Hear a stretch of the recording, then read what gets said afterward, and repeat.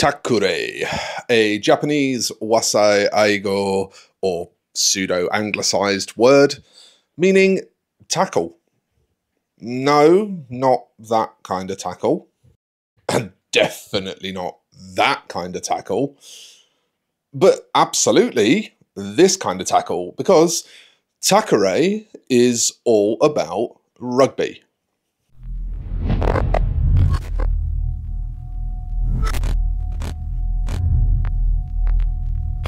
And before you click off, that doesn't mean that you need to be a fan of rugby to enjoy Takkure. Much like how Blood Bowl takes American football and puts a fantasy spin on it, Takkure takes rugby and puts a futuristic Japanese-inspired cyberpunk twist on it. And you might know from that where this is going. That said, this game has a pretty cool story, so let's get into it. Because you see, if you are an Infinity fan, and well, it's no secret that here at Tesseract we're big fans of Infinity, then you're probably going to really vibe with Takkure's style. Because Takkure has that very same slick, Japanese-inspired cyberpunk theme that has been the hallmark of Corvus Belli's flagship game since day one. And the relationship between Infinity and Takkure actually goes quite a bit further than that. Because you see, back when Takkure was first envisioned, the idea was that it would actually take place in the Infinity universe.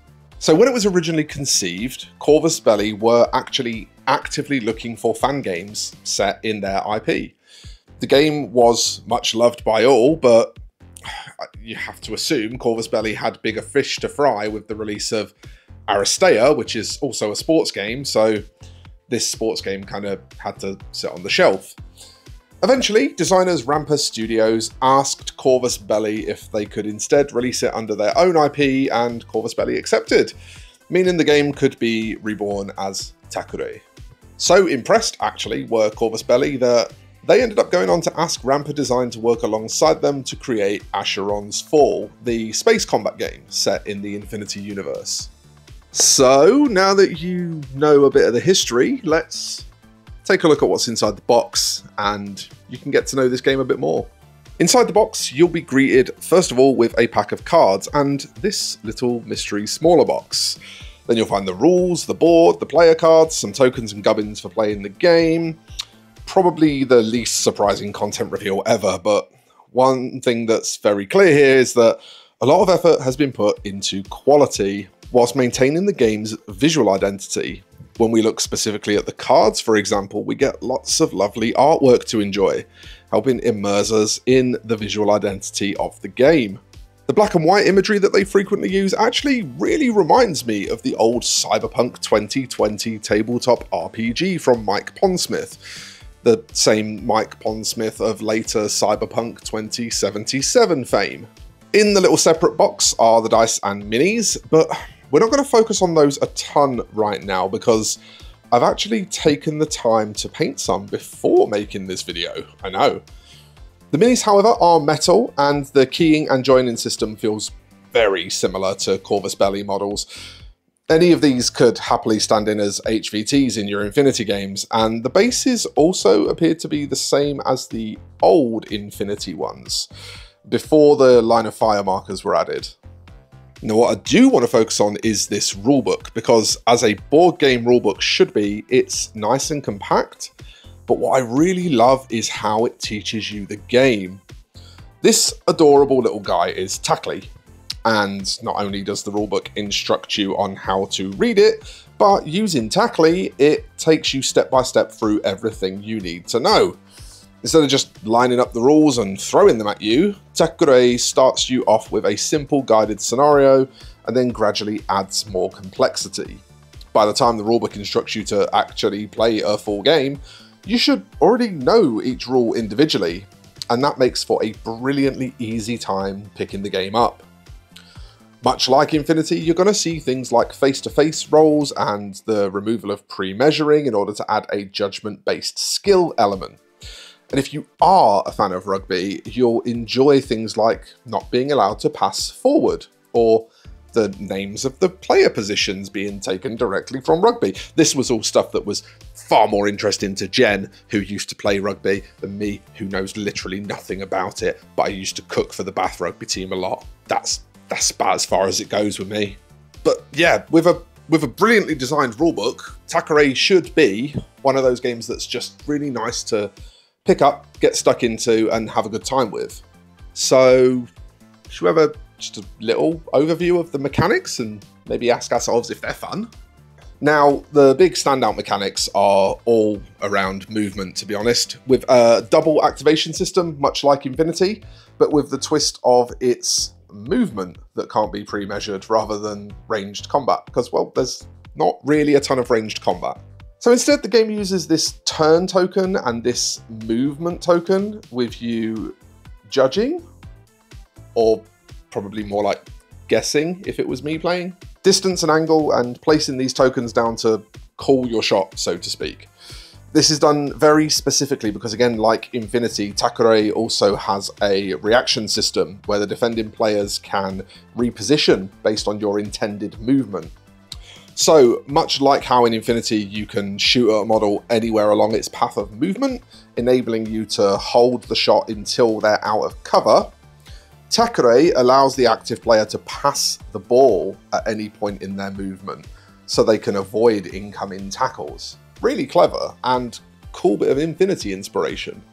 It's really clever how they've done it, because it's clearly inspired by Infinity. It's mechanically almost the same thing, yet they've done it in such a way that it doesn't just feel like a copycat, it feels like its own unique thing.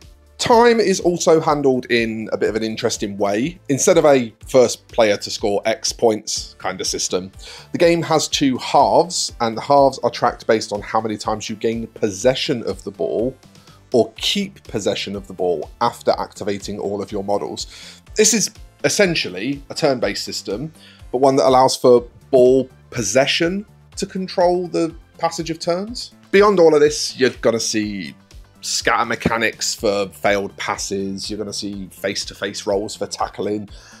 It's all the kind of thing you'd expect it to be, really, but in like the good way, not the boring way. So now, moving on, I did say I wanted to talk about the miniatures that come with this game, and I actually took the time, believe it or not, to paint up the Yamato team from this box, and I passed the Teriomorphs to apprentice Leo, and Leo painted the Teriomorphs. So a game review with painted minis. Rarey for Tesseract, to be honest. For the Yamato, I honestly just went pretty traditional. I feel like the white, red and black kind of thing really typifies Japanese styling, even in the context of cyberpunk. So I just wanted to capture that kind of traditional look. As you can see, the minis are good quality metals, not quite on the level of Corvus Belli metals, I'll be honest, because there was a touch of miscasting here and there. But I was very happy to see that there were minimal mold lines to clean up, and it was actually pretty quick to get these prepped. For Leo's Teriomorphs, he went with this really interesting kind of more earthy toned scheme with accents in purple and some sort of bright teal highlighted zappy blacks. And I think it actually looks pretty interesting. I like what he's done here. When the guys at Rampa sent us this little package for review, they did also include this Seocast mini, which is, I believe, from one of their Kickstarters. It's like an add-on mini for Takkure. And if this is showing an intention from Rampa to explore Seocast, then I am all for it, because the detail on this mini is stunning, and I would gladly pay good money to see more like it. In terms of other teams, there are currently 3 of them. Sick, who are a bunch of hardened former cops, Dorikin, who are speed obsessed and seem to all be based around wild animals, and the Islanders, who are unsurprisingly based around the peoples of the Pacific Islands, who we refer to as Islanders. All these teams offer some really lovely models, actually, and I particularly enjoy the little nods to Ghost in the Shell in the SICK team, or SIC team, whatever you want to call it. All in all, Takkure looks like it's going to be a really fun time to get stuck into and play lots of games of. The rules are well thought out, the aesthetic is stunning, very much my cup of tea, and the miniatures are at the very least a solid effort with strong hints that they are only going to improve over time. The relationship with Infinity instantly makes this game appealing for myself, but I think for any Cyberpunk fans out there, there's also a lot to love here.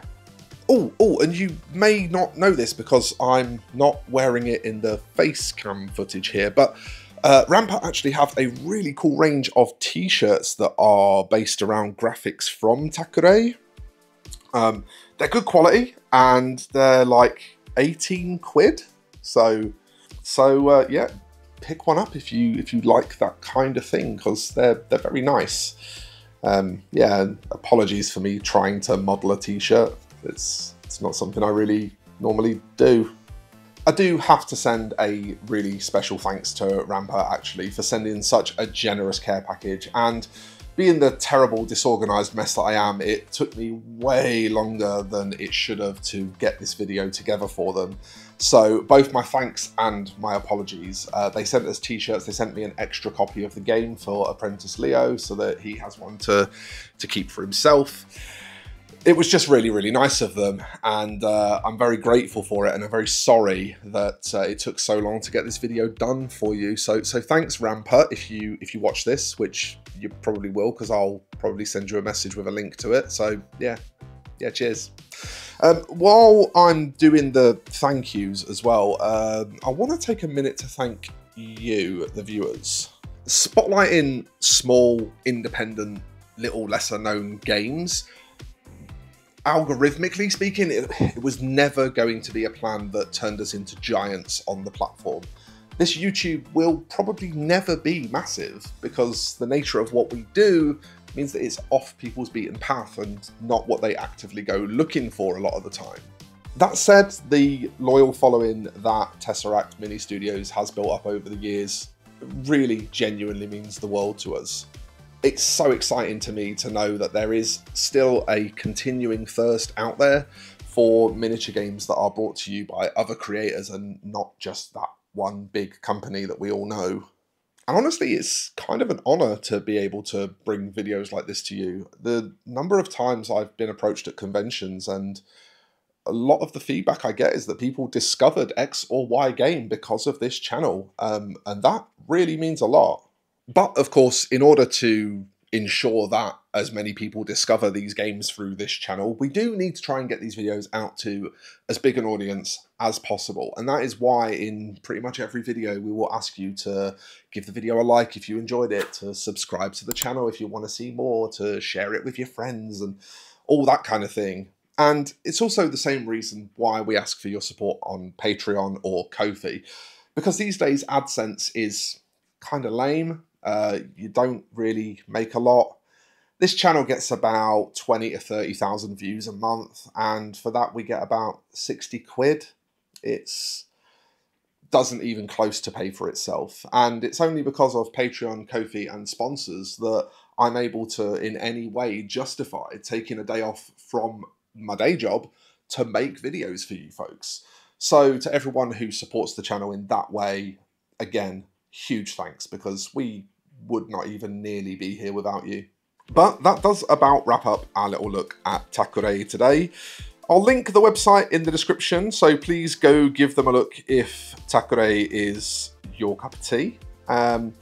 Maybe grab a copy and tell them that we sent you. They will be very pleased to know that their investment in us has paid off by them getting some people to order their games. So thanks for watching, folks. I'll see you in the next one. Sorry that this one was a bit more rambly than usual, but you know, we've been off for a while, so we've got a bit more to say than normal.